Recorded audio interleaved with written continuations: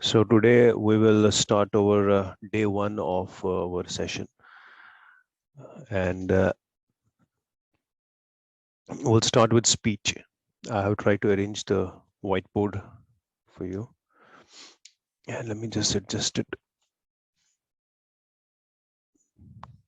onto the board.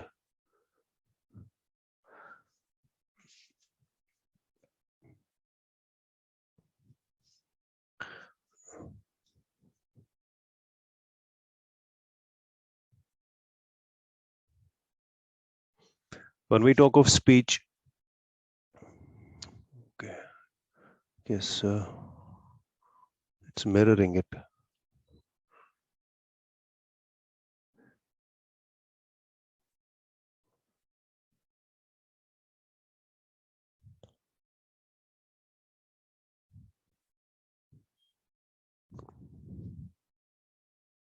What is written on the board? Can you see it clearly, or is it mirroring it?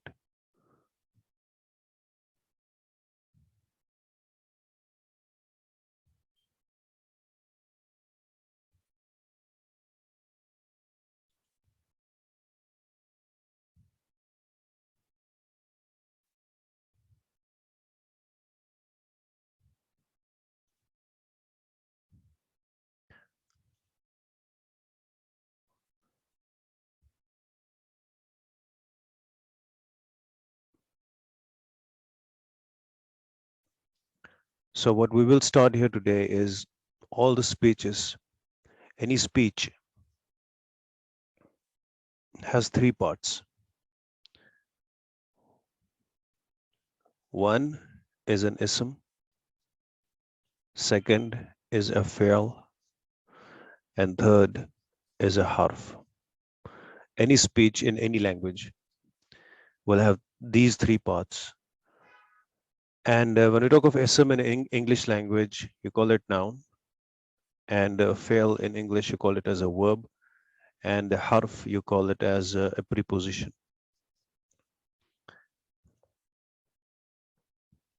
I think it's mirroring, and wait, just hold on.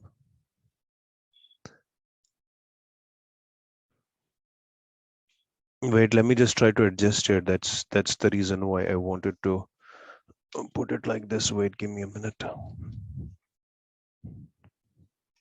Let me try it clear. Abdul Karim, is it clear?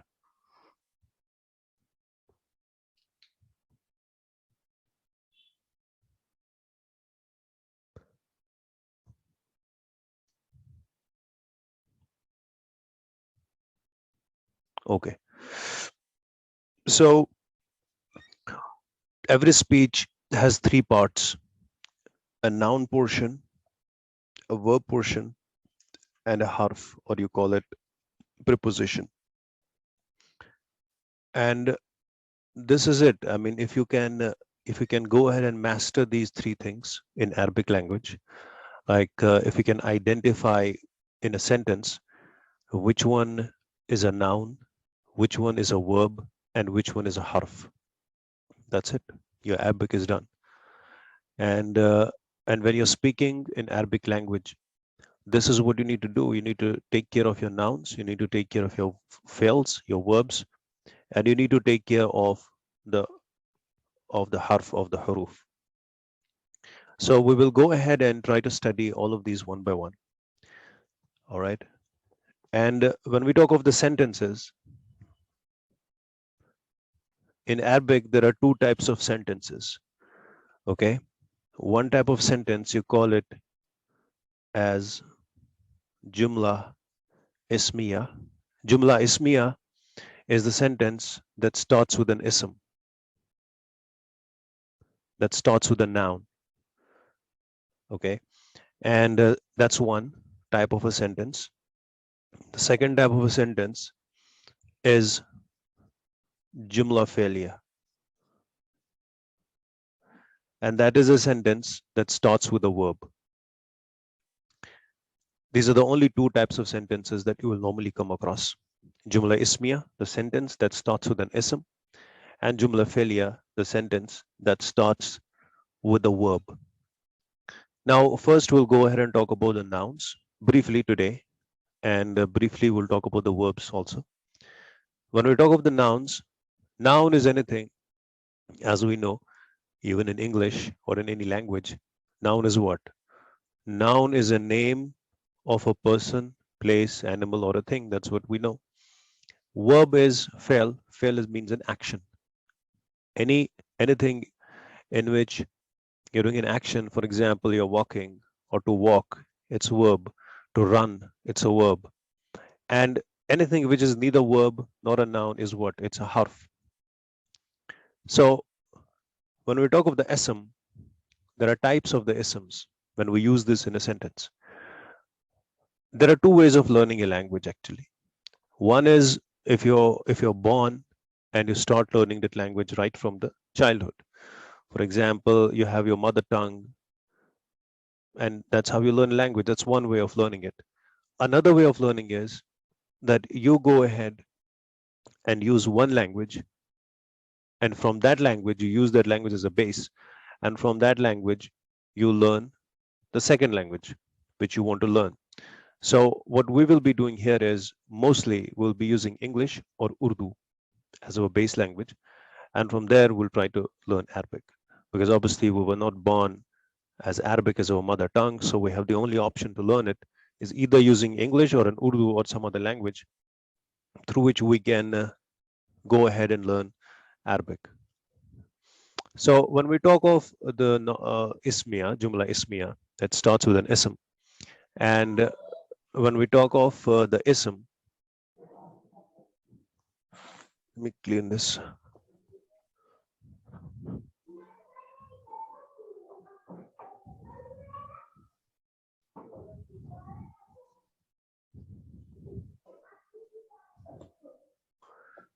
So when we talk of the ism,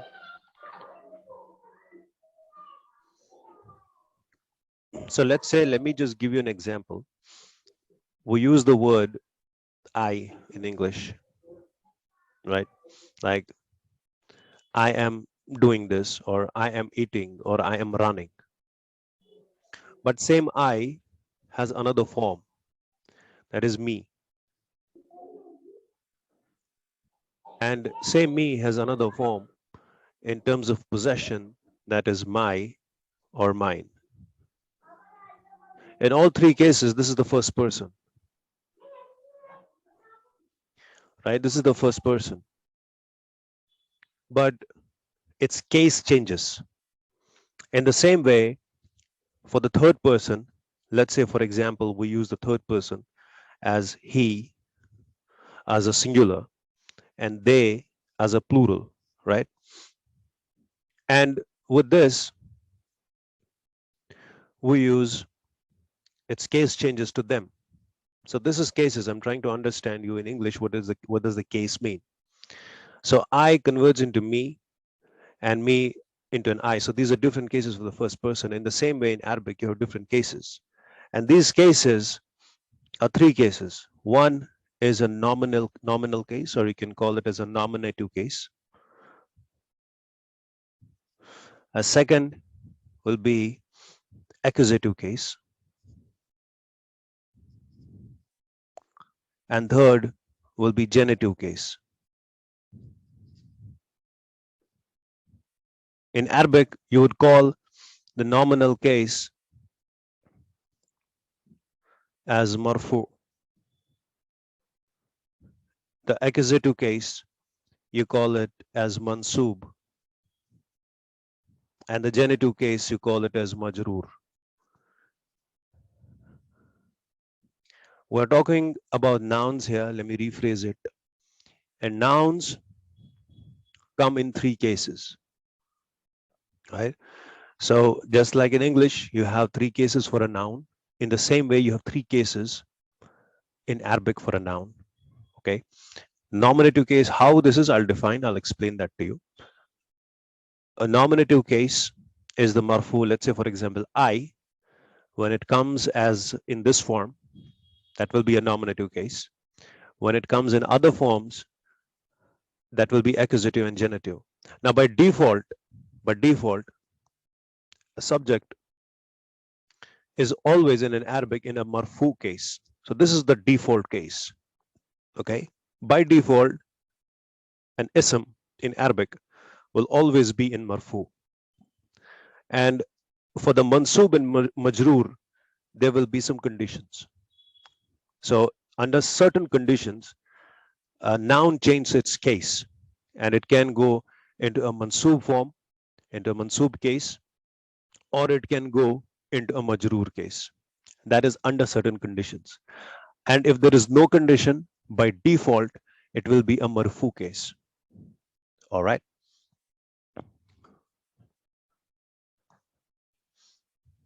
Now, how will you identify, what is the identification of a noun in a sentence?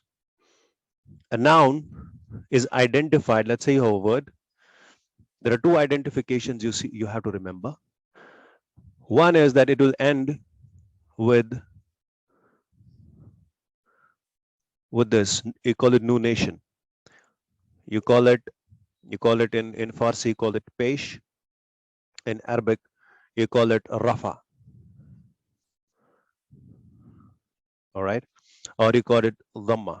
I think that should be the ideal word you should remember as dhamma. All right. So the last one, so this is actually a vowel. So there are three vowels. These are the three vowels. These are the vowel sounds. Just like we have in English, we have A, E, I, O, U. These are the vowels, right? So A sound is given by the zabar, the fatah, call is the fatha. The E sound is given by the zir, or you call it kasra, and U sound is given by this, by the dhamma. So these are the vowels, and vowels, and we have to determine the vowel for the last word that is used when we are speaking. So that's important for us to remember. Any word that has a double dhamma at the end, you call it a nounation. Double dhamma at the end, that will be a noun. For example, baitun. It means a house. Now, when it comes in this form, and with double dhamma, or you call it nounation, it is indefinite. This gives us indefiniteness. All right. And when we had to make it as a proper noun, we remove one dhamma from it and add al. So it becomes al baitu. And now this becomes the house. And this is definite. All right. Let me repeat it. How to identify a noun is that it will have nounation at the end. Okay. And when it's in this form, it will be indefinite. And in order to make it definite, we remove one pesh from it, or we remove one dhamma from it. We remove the nounation from it and add an alif lam in the beginning. A noun will never have double pesh, nounation, as well as an alif lam. That's incorrect. So you can either have an alif lam in the beginning, or you will have the nounation at the end. All right.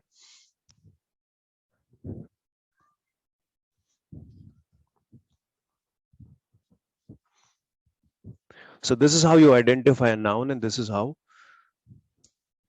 a noun is represented. So we use the word baitun. This is nakira, or we say a common or indefinite. And we say al-bait, al-baitu. All right. And this is maruf, definite. This means the house, and this means a house. Right. Anyone has any questions? He can write it. before we proceed? All right, if this is clear, this is very simple. This is not difficult. Now this form can change. So it can be baitan when its case changes, or it can be baitin. So when the case changes of bait of the subject that I told you earlier, that in a nominative case, this will be like this, but in accusative and genitive case, its form will change. Its meaning will not change, just the form will change. Just like I, me, and my, in all three conditions, I and me is referring to me, right? I and me, I'm the same person. The meaning does not change, but it's just the case changes. In the same way, the case changes depending upon certain conditions that we will go ahead and study ahead. Now, this is the noun, okay? These are the only two ways through which you can identify a noun. Yes, there are other conditions as well, but this is how we begin with, that a noun can be identified when it has nunation on it. A fail does not have it. A fail, a verb will never have nunation at the end. A fail will never have alif lam. When we open the Quran, it says Zalikal Kitab. Zalikal Kitab la rayba fi. So what it tells us, Zalikal Kitab, Al Kitab. So Al Kitab is what? A noun, right? Because it has alif lam. La raiba.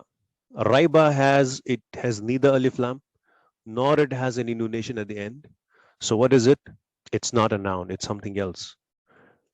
So that's how you can differentiate which one is a noun and which one is not a noun to begin with.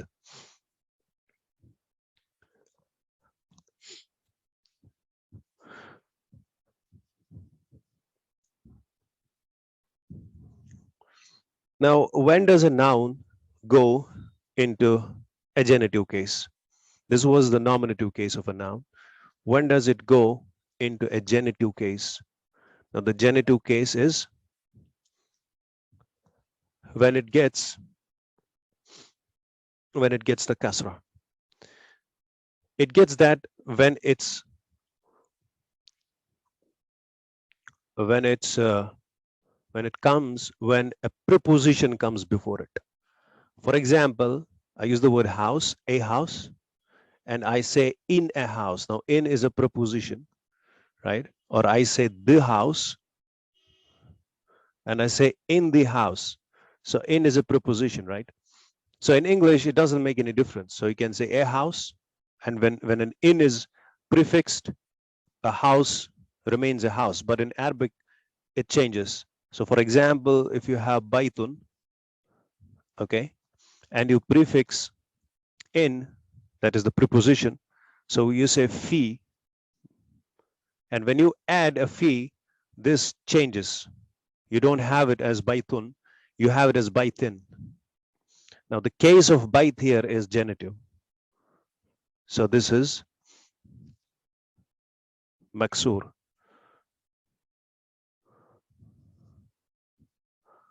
Okay.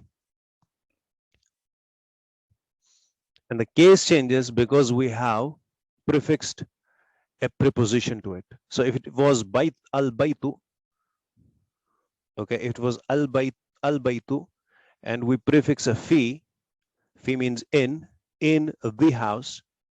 It becomes baiti, one single kasra. Here, because it was double, it was nunation here, so it becomes baitin, and it again is indefinite, and this is definite, so it becomes fil baiti. Al baitu becomes fil baiti, and baitun becomes fi baitin, right? And you have numerous examples. Fi is the most commonly used word in Arabic. The most commonly used word in Arabic is fi. And you have plenty of examples of this in the Quran. I had taken the example, so let me see. So wherever you find this preposition prefixing a noun, because you can only prefix a preposition gets only applied on a noun. It doesn't get applied on a verb. All right. And this is a harf.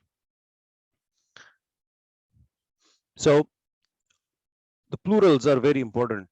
I mean, we make a lot of mistakes. If there is anything that you make a lot of mistakes, normally students make a lot of mistakes, that is making the plural and making the feminine, from masculine and feminine, lots and lots of mistakes. So you have to be very careful.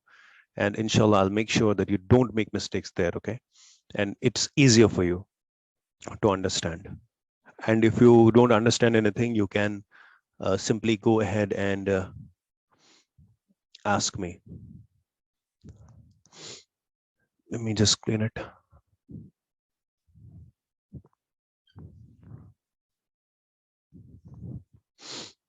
Now, the plural, we use the word baitun. Okay, it's singular. It's a singular noun. Its plural is buyut. Buyutun. So, can you write when we add fi here and when we write fi here? What happens to this? In both of these cases, it goes into a genitive case. It goes in double kasra, and same thing goes on here. Fi buyutin. But if it's al bait, fil bait, fil bait, fil baitu, it becomes fil baiti, right? And if it was buyutun, it becomes, or it was fil buyut, it becomes fil buyuti, right? So that's the first word we have actually studied today. That is bait. Bait means house. Baitun means a house. Al bait means the house. So there is some vocabulary words that I want you to go ahead and remember and write it down. Faslun. Faslun means classroom. So when we use al fasl, that means the classroom. Fil faslin, in classroom. Fil fasli, in the classroom. That's one word. Mudarri satun, teacher, right? So if I have to say the teacher is in a classroom, so simple. The teacher comes first. It's the. So I say al mudarrisatun in the classroom fil fasli. Should be clear, right? Or if I use the name Zad, I say Zad is in the house.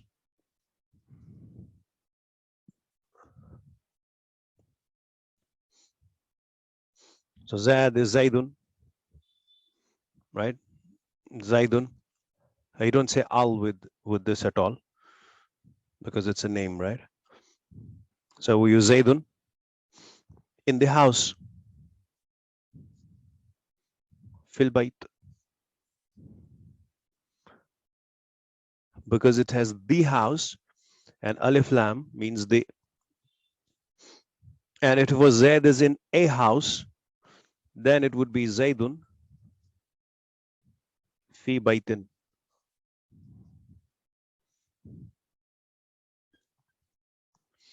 All right.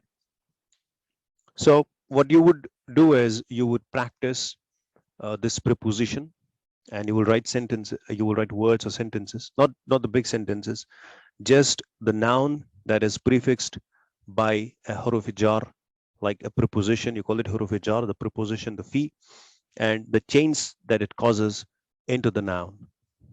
Okay, that should be our lesson for today. And if anybody has any questions, he can ask me, because we only have, as I said, that these sessions will only be 30 minutes long, because I want you to grasp more. So you can even go ahead and you can read Quran. You can open Quran and you can find huruf jar and how it causes the noun to go into genitive case. Write those examples uh, in any surah. Write it down, make a notebook, and that will be your asset. All right.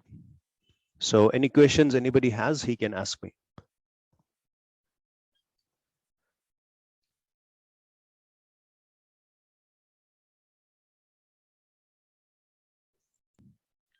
Okay, I'll take care of this. I'll adjust the board next time, and I'll make sure that it's set up properly, and you don't have the flashlight coming. Okay, no problem, brother.